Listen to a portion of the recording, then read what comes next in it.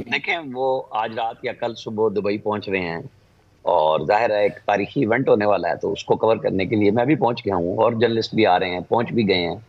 तो हमारा तो काम ही यही है कि एक इवेंट को देखा जाए, हिस्ट्री बन रही है। आपको पता है इस पाकिस्तान में फकीदुल मिसाल सजा सिर्फ नवाज शरीफ को दी गई, ब्लैक लॉ डिक्शनरी से। पाकिस्तान का कोई कानून उनको सजा देने के काबिल नहीं रहा था, लेकिन चूंकि तय कर लिया गया था कि इमरान खान प्रोजेक्ट को लाना है और लाडले को लाना है और हर सूरत में लाना है, लिहाजा सजा तो नवाज शरीफ को देनी है।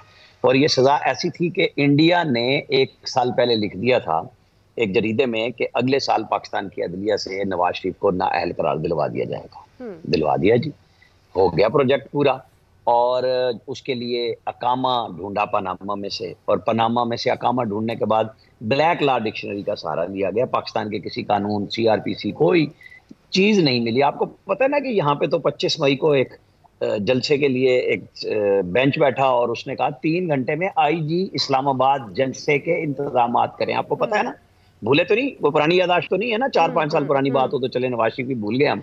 सुप्रीम कोर्ट से कहा गया था, फिर जब वो दरख्त जलाए गए तो उन्होंने कहा नहीं, वो आंसू गैस से बचने के लिए थे। फिर उनसे पूछा गया जनाब आपका मैसेज पहुंच गया था उनको सुप्रीम कोर्ट का कि आपने घेराव जलाओ नहीं करना, तो उन्होंने कहा नहीं नहीं, शायद उन तक ना पहुंची हो। असद उमर तक तो पहुंची कंटेनर पे आवाज के, नहीं वहां वो थे, जैमर थे, आपको पता है ना, जैमर थे।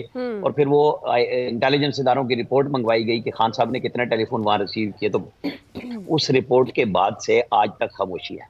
मतलब मुख्तलिफ केसेस है ना जिनको दोबारा सुनना ही नहीं है, क्योंकि वहां फिर वो खुल जाता कि मैं, हमने तो जलसे के इंतजाम करने के लिए ऑर्डर दिए थे, वो मैंने नहीं दिए थे दुआ, ना हमारे किसी पैनल में से किसी ने थे। ये फकीदुल मिसाल काम होते हैं पाकिस्तान में। जब आपने कोई प्रोजेक्ट लॉन्च करना है तो फिर होता है। अब जिस शख्स को सजाएं दी गई और वो अपने आप को कानून के हवाले करना चाह रहा है, और सजाएं क्या है, वो हैं जिनकी कोई वैल्यू नहीं है। खुद सब चीजें लॉन्च करने वाले भी बता चुके हैं, और हालात वाकयात ने, अरशद मलिक वाला केस, आप बताएं कि वो वीडियो फोरेंसिक यूके में हुई और एक चैनल को सजा हो गई कि ये वीडियो ठीक है, लेकिन पाकिस्तान के अंदर उस वक्त के चीफ जस्टिस ने, जैसे बहिश्ती ज़बर में मैं अक्सर कहा करता हूँ, वो पुलिस रात की मंजिलें लिखी है ना, उस तरह की मंजिलें लिखी कि फोरेंसिक के लिए ये चीजें चाहिए, ना नौमन तेल होगा ना राधा नाचेगी, क्योंकि आप पूरा कर ही नहीं सकते उस मसले को। तो उनके लिए सजाएं भी फकीदुल मिसाल थी। तो अब अगर वो आ रहे हैं, पेश हो रहे हैं, तो फिर क्या मुजायका है? एक शख्स पाकिस्तान के कानून में आ रहा है ना, पेश हो रहा है, सरेंडर हो रहा है, तो जमानत हो जाएगी। मैंने तो पिछले प्रोग्राम में भी, याद होगा आपको, कहा था कि एक स्यापा ग्रुप सरगर्म हो जाएगा जैसे ही जमानत होगी। तो मुझे बड़ी तवक्को है कल से ये ठीक ठाक धंधा शुरू होगा। आए अल्लाह जी, मर गए टुर गए, इस मुल्क का कानून चला गया, लेकिन वो कोई नहीं बताएगा कि इस मुल्क के कानून के बगैर उनको सजा दी गई थी। ठीक है जी।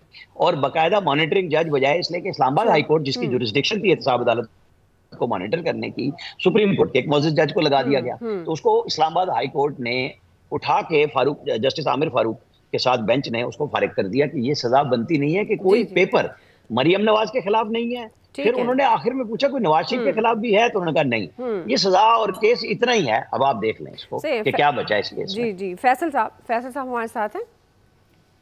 जी बिल्कुल, आपको आवाज आ रही है? जी बिल्कुल आ रही है। फैसल साहब, जाहिर है बहुत सारी ऐसी चीज़ें तो छोड़ी गई, कमियां जिस पर आप नून लीग कहती है कि हमारे साथ ये ज्यादती हुई, और फिर जिस तरह के मामला चले वो आपके सामने हैं। अब हम कहते हैं कि तहरीक इंसाफ के लिए भी ये मकाफात अमल है, फिर अपनी गलतियों को ठीक नहीं करते हैं, दोबारा से वही फिर पावर में आते हैं तो वो गलतियां जो पहले कह रहे होते हैं ये गलतियां हैं, वही गलतियां करना शुरू कर देते हैं।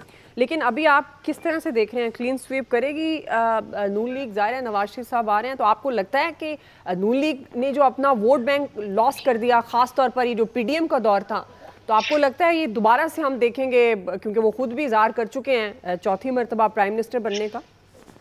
बात ये है कि जब तहरीक में समाज जो है वो कामयाब हो गई, तो शहबाज शरीफ साहब जब वज़ीर आज़म बने, हल्फ उठाने से 1 दिन पहले या 2 दिन पहले लाहौर में एक प्रेस कॉन्फ्रेंस में याद साहब को याद होगा ये वाक़या, उनसे एक साथी ने सवाल पूछा कि जो प्रोजेक्ट इमरान खान के खालिक थे और जिस तरह इनको नवाज शरीफ साहब को सजा दी गई, आप उनके खिलाफ कोई कार्रवाई करेंगे?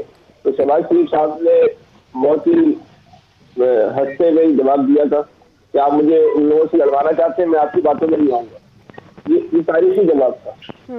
ये अगर इनके साथ इतनी जाती नीति और इसमें हम डिबेट भी नहीं करते कि जो कुछ हो रहा था उनको नजर आ रहा था किसी प्रोजेक्ट को कामयाब बनाने के लिए हो रहा है ना, तो इस डिबेट में हम पढ़ते नहीं कि सही हो रहा था या गलत हो रहा था।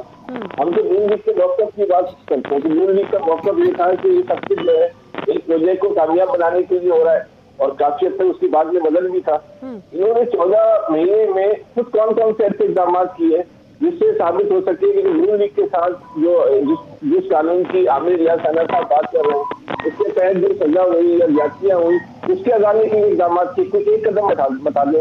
उन्होंने कौन से जजेस के खिलाफ रेफरेंस भेजे, उस प्रोजेक्ट के जो खालिक थे उनके खिलाफ जो है उन्होंने क्या बात की, उस प्रोजेक्ट के खालिकों के खिलाफ आज तक ये तय नहीं कर पाएगा हमें अपना बयानिया बनाना है, उसमें लोगों का तस्करा करना या नहीं करना। तो वो पार्टी खुद अपना केस करने की दम न रखती हो, जो लीडरशिप जो है अपने असल मुखालफी जो समझती है कि इसी वजह से हमें मावराए आइन, मावराए कानून, मावराए अदालत जो है हमारे खिलाफ इक़दाम किए गए उनके खिलाफ बात करने को तैयार नहीं है। तो अब उसके लिए हम और आप बैठ के जंग रहे क्या फायदा है? अगर कोशिश भी करनी चाहिए या हमें मसला उस लीडरशिप को देना चाहिए कि भाई हम आपके लिए दो इतने कदम आगे जाके लड़ रहे हैं, कुछ दुनिया आप भी बोल लो, कोई अमली कदम आप भी उठा लो, कोई बात आप भी कर लो, वो तो कुछ भी नहीं कर रहे। उससे आमिर साहब की बात से मैं नहीं कह रहा गलत कर रहे हो, मैं कह रहा हूँ आमिर साहब ये कह रहे हैं वो 100% दुरुस्त बात है, इसको डिबेट ही नहीं करते। 100% नून लीग ने क्या किया, कुछ काम किया उससे वो बताएं।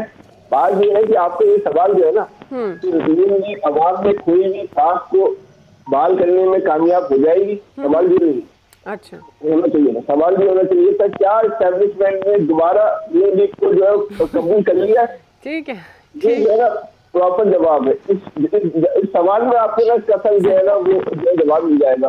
2018 से प्रोजेक्ट इमरान खान के लिए जो कुछ हुआ वो बहुत गलत था, उससे पाकिस्तान को नाकाबिले तलाफी नुकसान पहुंचा है, इसमें भी कुछ हो रहा है। लेकिन जो वो प्रोजेक्ट था ना आज 2023 में 2024 में भी वही प्रोजेक्ट जो है ना किसी और शक्ल में जो है दोबारा होने जा रहा है, तो ये चीज भी गलत है। अगर उस वक्त जो कुछ हो रहा था वो गलत था तो आज जो कुछ हो रहा है ये भी उतना ही गलत है। ठीक है फैसल साहब। नहीं, फैसल कह रहे हैं कि नून लीग ने कुछ नहीं किया। यार इस दफा 12 अक्टूबर ही नहीं आया इस मुल्क में, आप कमाल कर रहे हो, इससे ज्यादा नून लीग क्या कर सकती थी? नवेद साहब। दुआ मेरे ख्याल में लाडला बदल गया। 2018 में एक लाडला था और अब जो 2023 है उसमें एक दूसरा लाडला हम देख रहे हैं।